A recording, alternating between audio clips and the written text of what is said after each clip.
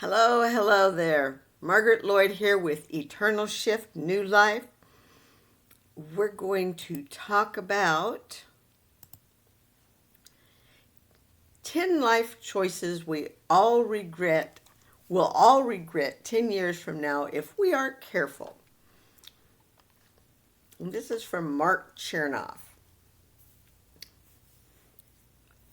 We're not going to get into the narcissists today. We're going to stay away from them today.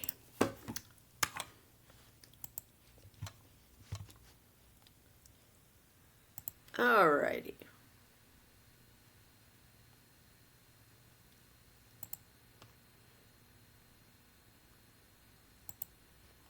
So, if only. Yeah, those are two words that we all use way too much. Those two words paired together create one of the saddest phrases in the English language. If only. We need to quit if onlying. We don't need to do that. All that does is cause you pain. In the end, more than anything else, we regret the small chances we didn't take, the priceless opportunities we were too busy to nurture, and the good decisions we waited too long to make. Because our brains, our minds, our thoughts were in different places. Mine, and I know this for sure, was in a bad place. Getting over years of abuse.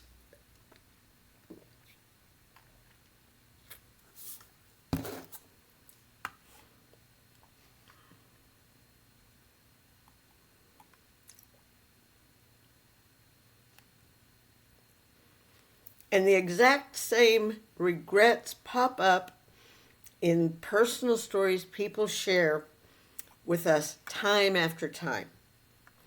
And they're all issues that we all deal with, don't want to deal with, but have to deal with. There are 10 extremely common and specific choices that ultimately lead to that if only phrase of regret, and how to elude them on an average day. Allowing others to tell us what we are worth. Nobody can tell you what you're worth. You can. Internally, you can. And should. We tend to forget that most people judge us based on experiences from their own life that they have absolutely nothing to do with us. For example, a person might assume things about you based on a troubled past experience they had with someone else who looks somewhat like you. They got to stop. Therefore, basing any part of your self-worth on what they think puts you in limbo, you are literally at the mercy of their unreliable, biased perspective. If they see you in the right light and respond to you in a positive and affirming manner, then you feel good about yourself. And if not, you feel like you did something wrong. Absolutely.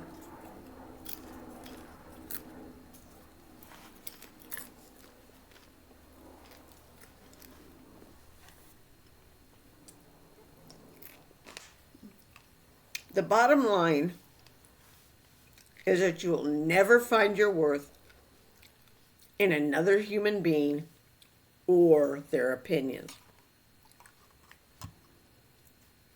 You find it in yourself, and then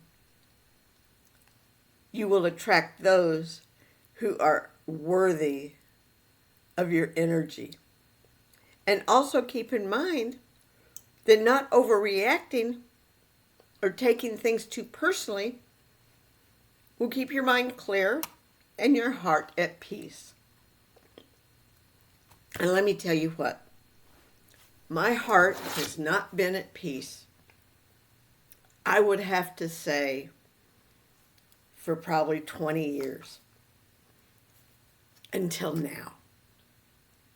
Now, I feel so at peace with myself, with my life, with my family. It feels so good.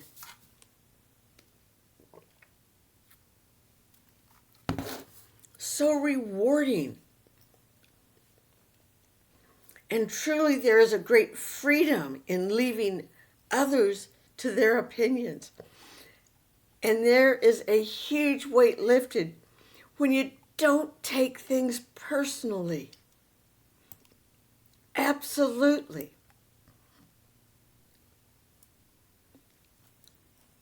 Are you being too busy impressing others and forgetting about your own priorities? Please don't.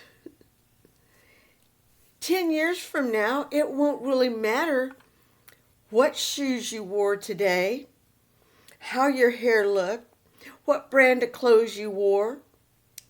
What will matter is how you live. People are not going to care 10 years from now if you're wearing clothes from Macy's or Target or Walmart, for that matter. People aren't going to care. You're not going to care, and you're the one that matters, not them. What will matter is how you lived, how you loved, and what you learned along the way. So forget about impressing people for the sake of it. Be real instead. And that is what feels so good to me, because I'm real. I am finally, after 38 years with the narcissist, I feel like I am finally me. Myself, my real, authentic self. Not the fake person that I was before, that was doing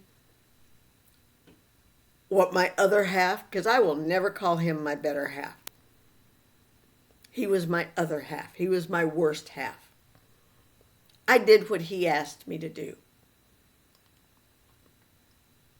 I was his puppet. I didn't do for me. I did for him. I will never do that again. That will never, ever, you hear me? Never will I do what a man says to do. Never.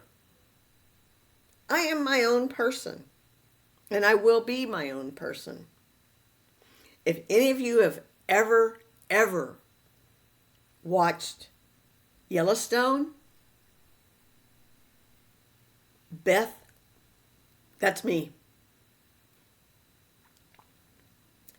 I will never allow a man to do to me what he did to me again. Never, ever. Never going to happen. Not in this lifetime. So, if you want to impress someone, impress yourself by making progress on something you're sincerely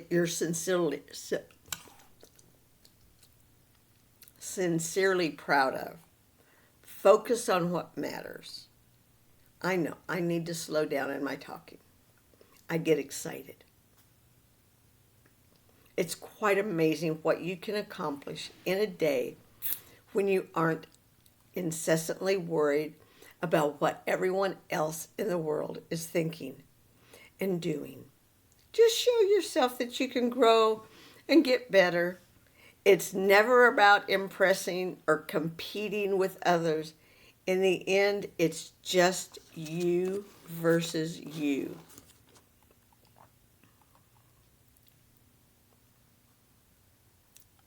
Letting uncertainty stop us. No, not going to do it.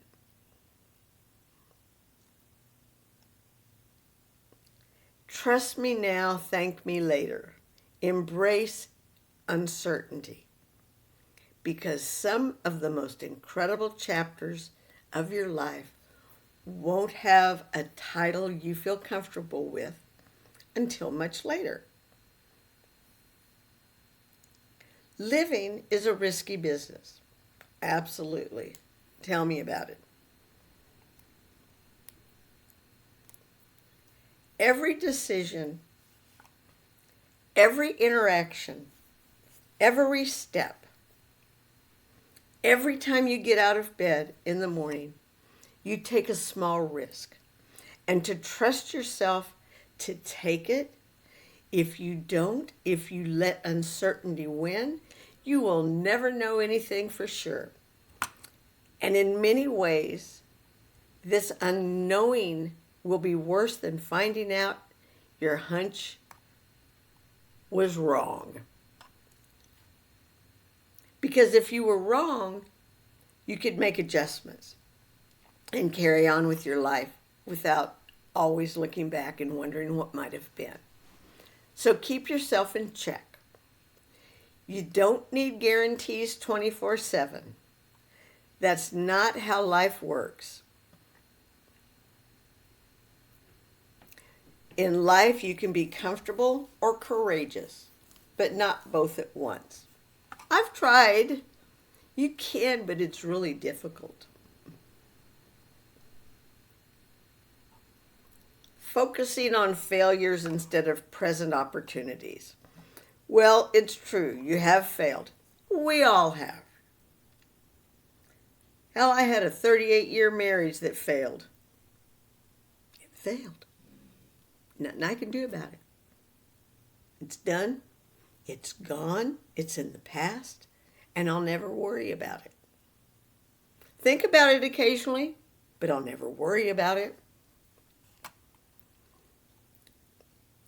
You've been hurt in the past? Absolutely. He tried to kill me. Had his hands around my neck. Was choking me. But it's also true that you have loved and been loved. Well, I don't know whether I was really loved by him. That you have risked and received. That you have grown, not just older, but wiser. Absolutely. And all of this carries a weight of its own, a greater weight than any particular failure or wound. Again, it's better to have a life full of small wounds and failures that you learned from rather than a lifetime filled with regrets of never trying. Have you ever seen a toddler learn to walk? It's so cute. It's so cute. They stumble and fall numerous times before getting it right. The falls are learning opportunities. Oftentimes it takes some level of pain and patience to make lasting progress. So don't let time pass you by like a hand waving from a train you desperately want to be on. Don't spend the rest of your life thinking about why you didn't do what you can do right now. I'm going to do it right now. I'm going to take a little break. I'll be right. Alrighty, I'm back.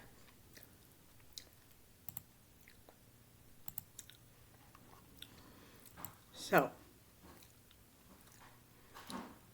number 5. This is one that my son will say, I always do. holding on too tight to how things were supposed to be. I used to do that. I've got over that.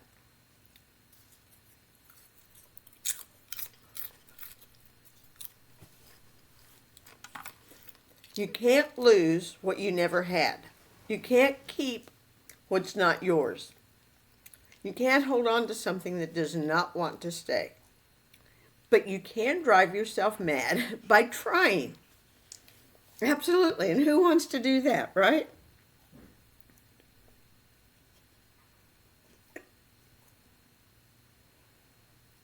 Okay. What you need to realize is that most things are only a part of your life because you keep thinking about them. Stop holding on to what hurts. Make room for what feels right. And that's what I'm doing.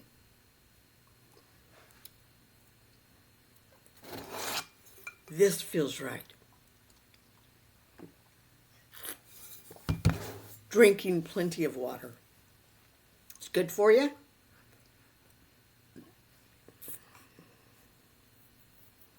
It cleans your system. It keeps your body hydrated and clean. You put junk in it, and guess what you got? A junky body. Don't let what's out of your control interfere with all the things you can control. In other words, say goodbye to what didn't work out so that you can say hello to what might work out.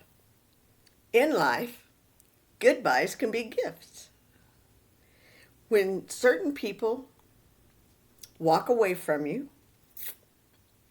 and certain opportunities close their doors on you, there is no need to hold on to them and pray to keep them present in your life. Absolutely. So if you quit a job, why worry about it? Why think about it? I did that. I don't know why. When I left my last job before I moved down here with my mother, I used to worry about, well, what if so-and-so doesn't know how to do this? What if so-and-so... yeah, they're going to have to learn, won't they? Yeah. So don't do that. It will just junk up your brain.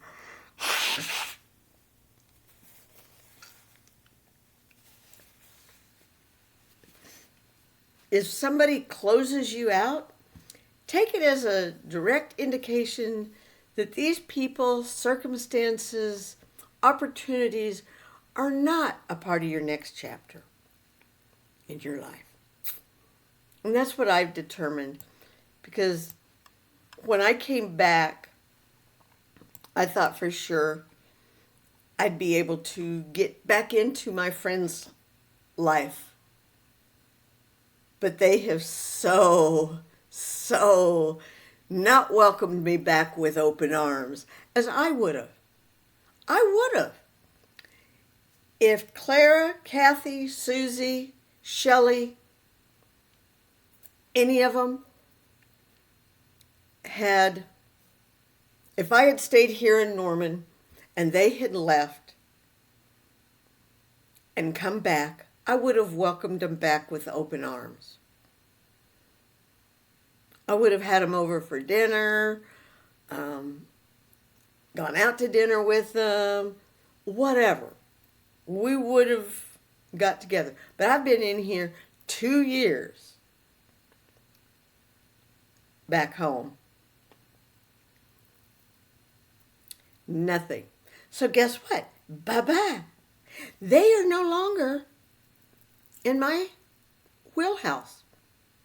Sherry is the only one.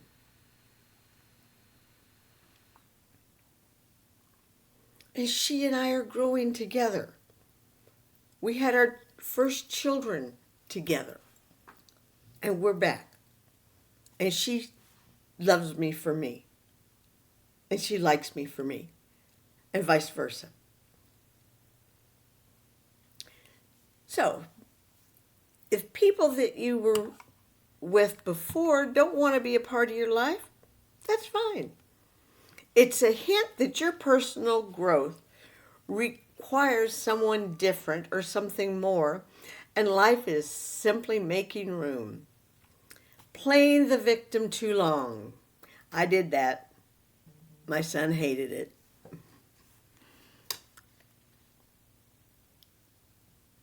Bear with me. I gotta see what my pump's doing. Yay! Yay! I have a number, so that's good.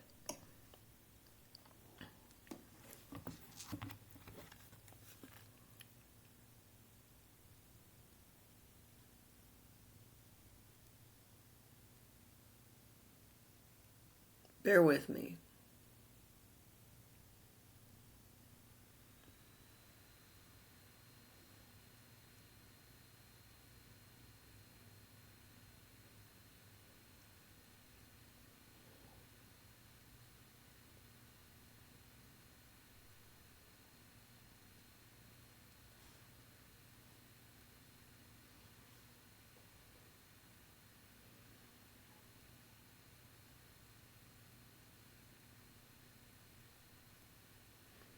Okay.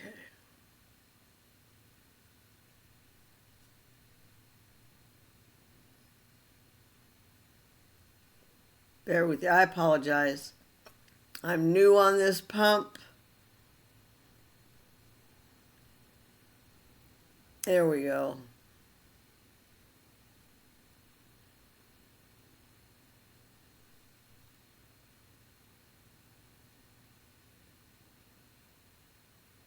There we go.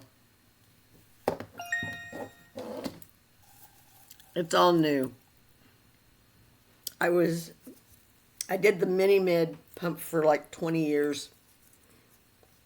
And I decided to go to the Omnipod and get rid of the tubing. I keep collecting on the tubing. Okay, playing the victim too long. We all know I did that. And I know I did. Life isn't fair, but you don't need to let the past define you. If you always play the victim, you always feel like one. Don't do it to yourself. I do not want to be a victim any longer. I was a victim for 20 out of 38 years. I can't do it anymore.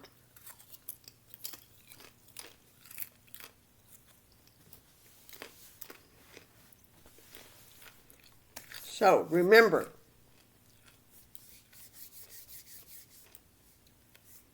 that time you thought you couldn't make it through, but you did.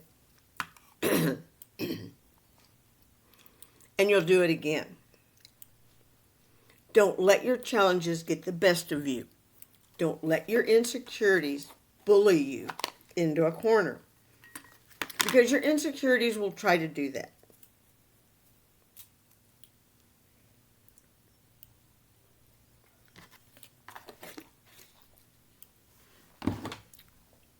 They will bully you. Don't let your insecurities bully you into a corner, and they will try. Ultimately, your healing and growth depends on your willingness to take responsibility for your life from this moment forward. Regardless if you who had a hand in making it the way it is now. It's about taking control of your present circumstances, thinking for yourself, making a firm choice to choose differently, and know you aren't responsible for everything that happens in your life. But you are responsible for undoing the self-defeating thinking patterns these undesirable outcomes create, so you can grow beyond them. It's about being a hero of your life, not the victim. And I am the hero of my life. With my dog. With my baby.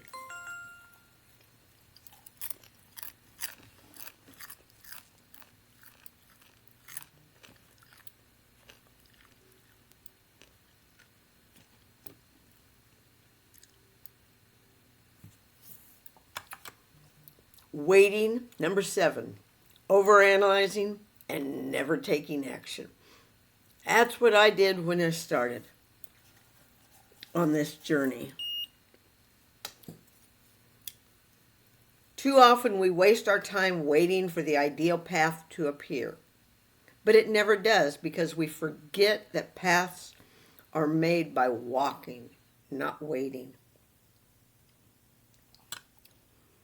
So whenever you find yourself at a point of intense decision making, where you're caught in a cycle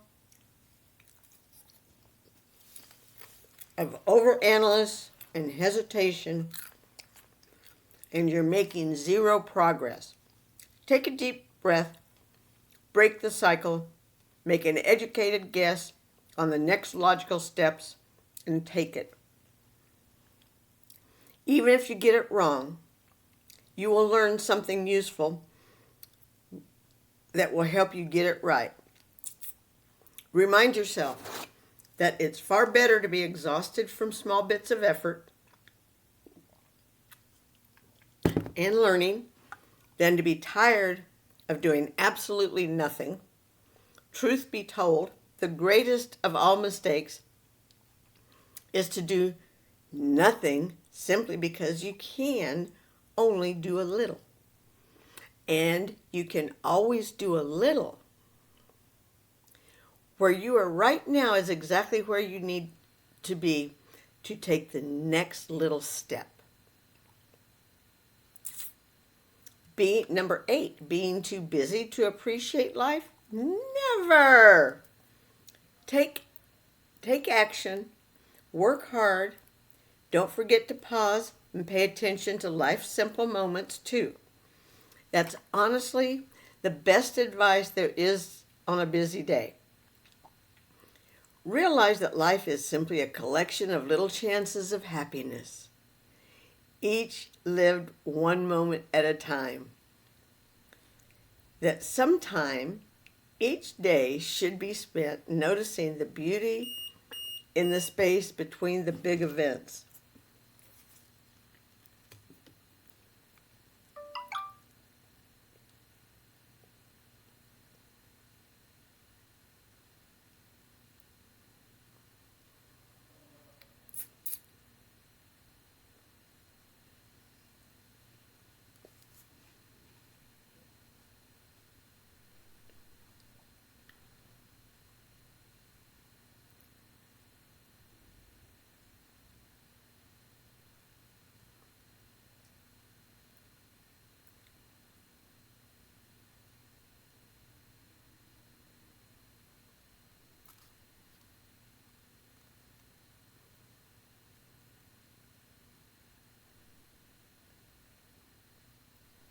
And Dexicom doesn't show that it has an issue.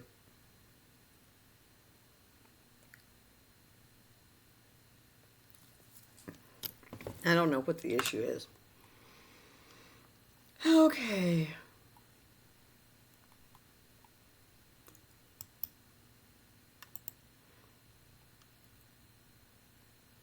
Those moments of dreaming and sunsets and refreshing breezes cannot be bettered. But most of all, realize that life is about being present, watching and listening and working without a clock and without anticipation of results at every moment.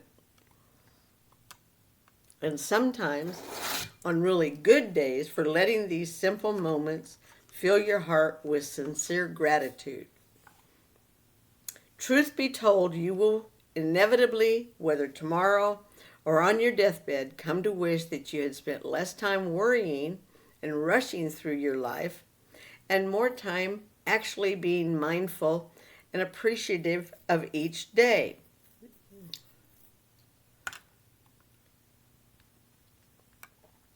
Number 9, not spending enough quality time with the right people. And that's true. And I know that is a problem of mine, because I want to spend time around good people, but I can't seem to find the good people I want to hang around with.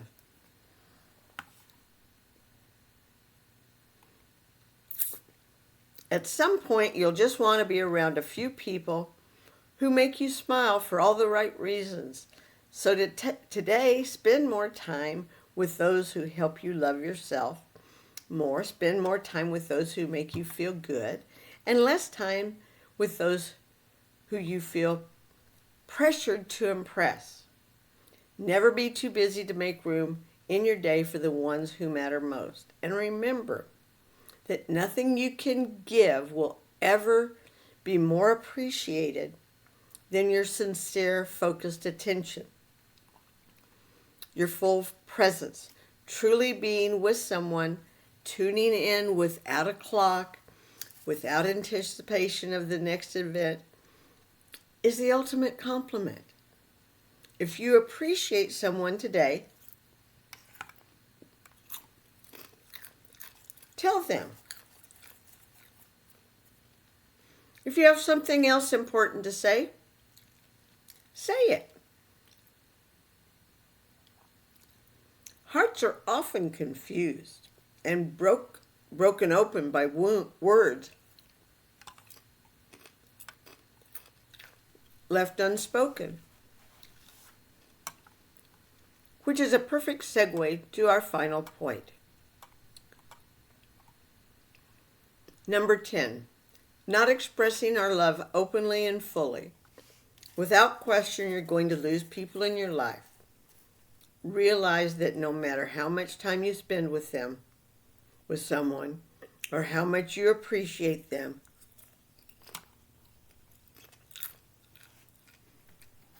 sometimes it will never seem like you had enough time together. Don't learn these lessons the hard way. Express your love. Tell people what you need to tell them. Don't shy away from vulnerable or romantic conversations simply because you feel awkward or uncomfortable. You never know when you might lose your opportunity.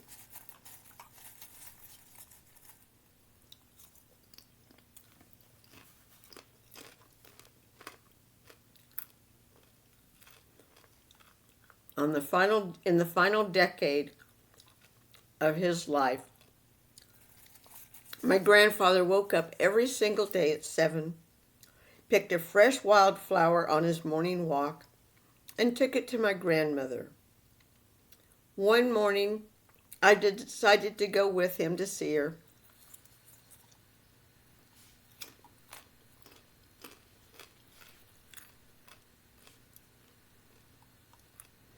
As he placed the flower on her gravestone, he looked at me and said, if only I had picked her a fresh flower every morning when she was alive, she really would have loved that. Oh, how sweet. As you can imagine, my grandfather's words touched a nerve in me. And over the years, I've often reflected on what he said that morning and how his sentiment relates to everyone and everything I care about. I mean, I don't want to live with needless regrets. So, and what his grandfather did for his grandmother in her dying after passing was similar to what I was doing for Martin in giving him coffee every morning before he moved in with me.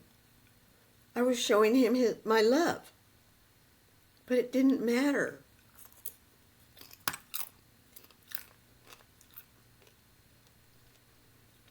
I mean, I don't want to live with needless regrets. I don't want to wish I had done things differently.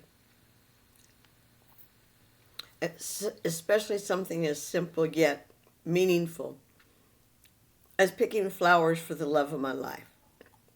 How to practice letting go of your regrets. The points above that I have spoken about are crucial reminders. But what if you already have regrets you're struggling with? No doubt we all have them.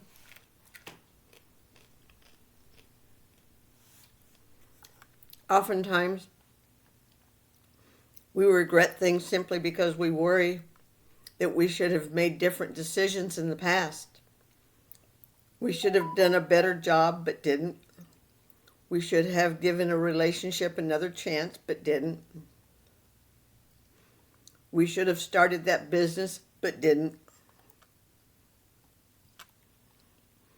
We compare the real outcomes of our past decisions to an ideal fantasy of how things should be. The problem, of course, is that we can't change those decisions. They're gone. They're gone. Because we can't change the past. Yes, we resist this reality subconsciously. We really do. We keep overanalyzing and comparing the unchangeable reality to our ideal fantasy until we've wasted lots of time and energy. But why? If we logically know better, why can't we just let all of our ideals and fantasies go away, goodbye? Because we identify personally with these ideals and fantasies.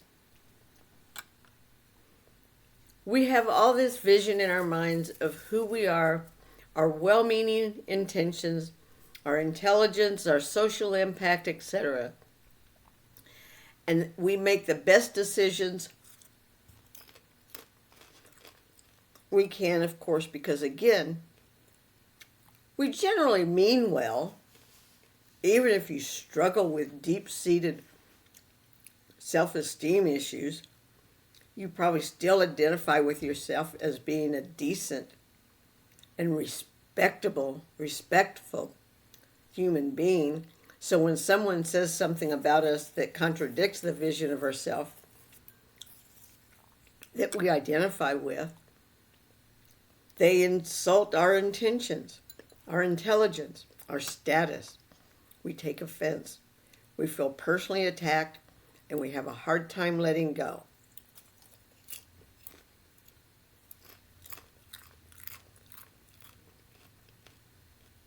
Something very similar happens when we believe we did something wrong, made a mistake that contradicts the same vision of ourselves that we identify with. We take offense. We shouldn't.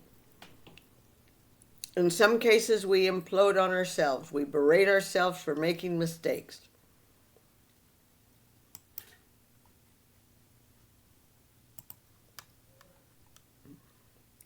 How could I have done this? Why couldn't I have been smarter, made a better decision? And again, we have a hard time letting it go. We have a hard time coming to grips with the fact that we aren't always as good as the vision we have of ourselves. In a nutshell, our ideals and fantasies about ourselves tend to cause us a lot of misery, absolutely, and I just try to ignore it. The key is to gradually practice letting go of these ideals and fantasies. And we will. And focus instead on making the best of reality. The truth must be embraced. Every bad decision we made in the past is done. It's there. It's past. It's back. None of it can be changed. In fact, there's some good in every one of those bad decisions too. if we choose to see it. Just being able to make a decision at all is a gift. As is being able to wake up in the morning and being able to learn and grow from our wide-ranging life experiences. We are not actually what we envision ourselves to be.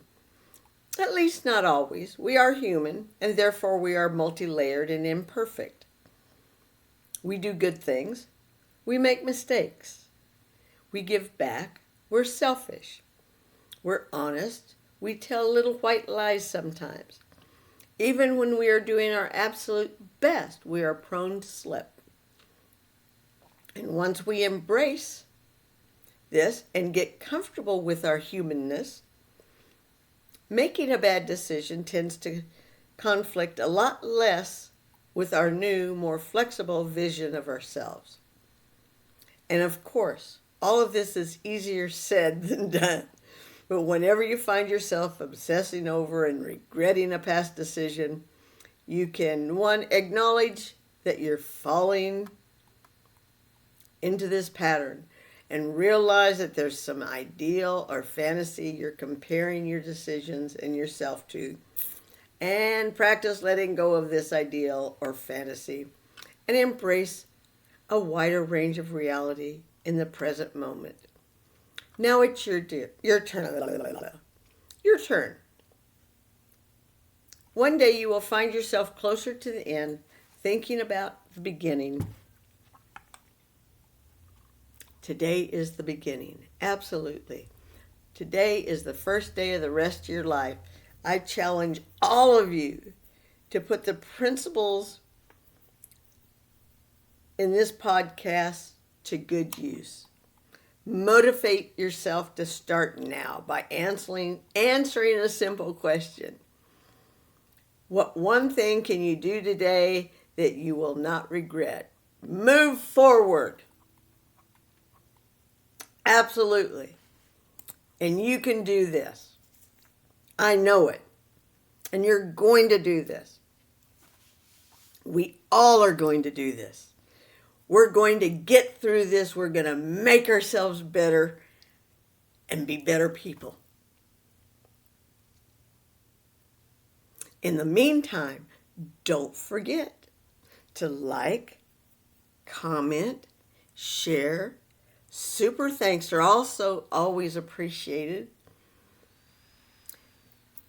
But don't forget, like, comment, share, super thanks. I love you all. Peace and love. See you tomorrow. Bye-bye.